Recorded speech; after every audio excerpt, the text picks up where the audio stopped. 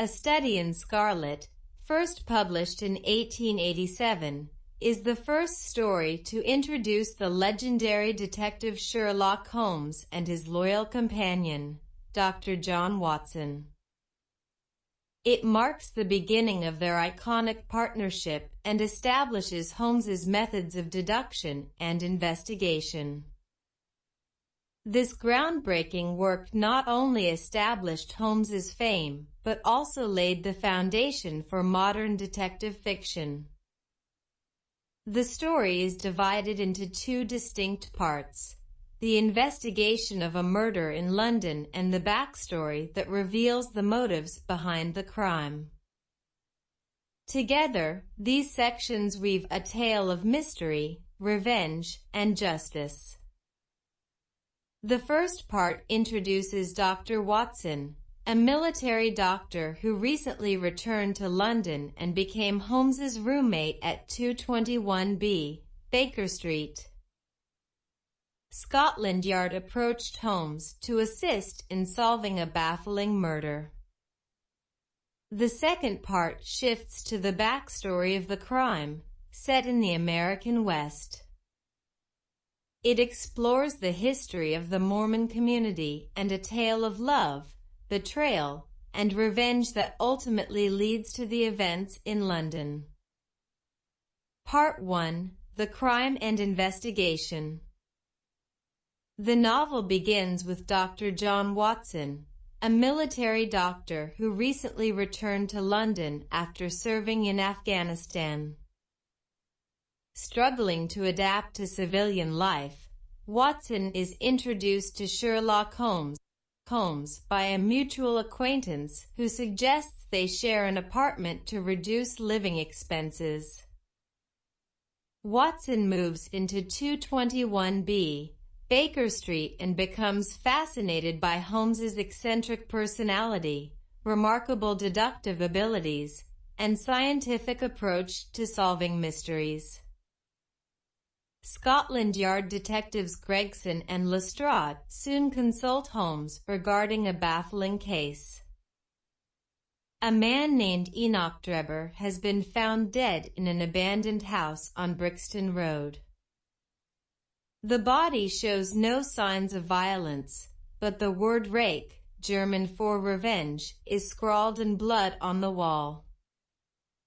Nearby, a woman's wedding ring is discovered. The lack of visible wounds and the cryptic message leave the police perplexed, but Holmes quickly deduces that Drebber was poisoned. Holmes begins his investigation by analyzing the crime scene and interviewing witnesses. His methods include examining footprints, testing chemical residues, and using disguises to gather information. He discovers that Drebber had been traveling with his secretary, Joseph Stangerson, and that a mysterious cab driver was pursuing both men. When Stangerson is later found murdered in a hotel, Holmes pieces together the connection between the two deaths. Using a clever ruse, Holmes lures the cab driver, Jefferson Hope, to Baker Street, where he is apprehended. Hope confesses to the murders and reveals the motive behind his actions, which leads to the second part of the novel. Part 2: The Backstory.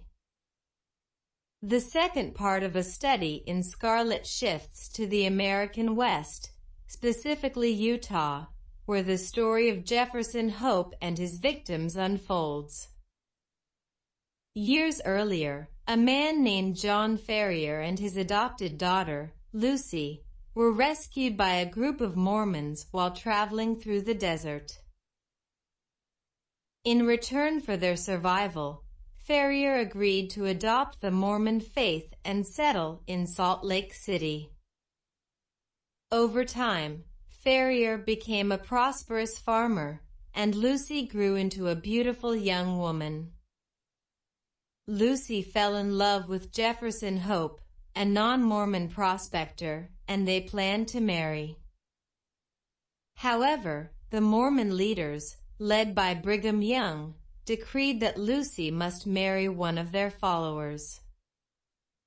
Drebber and Stangerson, two prominent members of the community, both sought her hand. When Ferrier resisted, he was murdered by the Mormons, and Lucy was forcibly married to Drebber. Heartbroken, Lucy died shortly afterward, and Jefferson Hope vowed to avenge her. Hope spent years tracking Drebber and Stangerson across the United States and Europe.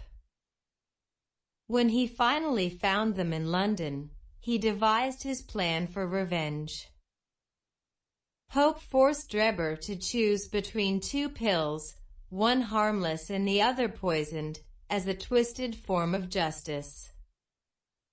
Drebber chose the poisoned pill and died, while Stangerson was later killed when he resisted Hope's attempt to confront him.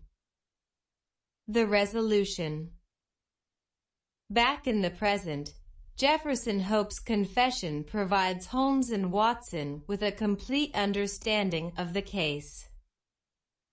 Hope's health, weakened by years of hardship, deteriorates rapidly, and he dies in custody before he can be tried for his crimes.